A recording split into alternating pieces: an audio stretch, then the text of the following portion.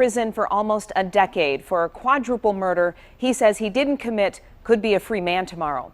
Devontae Sanford will be released from a prison in the Upper Peninsula. 7 Action News reporter Curtis Jackson is live downtown Detroit with more. Curtis. Glenda, in a matter of hours, Devontae Sanford will be a free man. His release considered a triumph for his supporters, including a former 7 investigator who never believed a 14-year-old boy with a diminished mental capacity could be a cold-blooded killer. I don't think he knew what was going on. I don't think he understood that he was walking himself into prison for something he didn't do. Former 7 investigator Bill Proctor never doubted Devontae Sanford's innocence.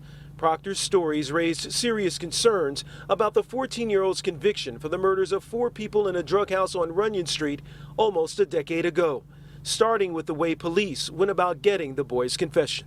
They bought him hot dogs, video games. He literally was befriended by the police that were investigating him for 4 murders. So by the time it was over, this was a kid who thought he was just playing a game. Almost a year after Sanford's conviction, Vincent Smothers, a professed hitman, confessed to a dozen murders, including the ones on Runyon Street. But prosecutors never charged Smothers for the Runyon killings. Prosecutors don't want to admit they make mistakes. They don't want to go back when they made a mistake.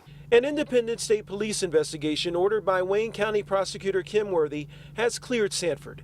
His attorneys hope he can reclaim his life despite the trauma caused by years in prison for a crime he didn't commit. He's grown up in the prison system, so to think that now he's coming out as a 23-year-old man, it's very overwhelming in a lot of different ways. But the impact of this case could go beyond Sanford as the latest example of a justice system in need of reform.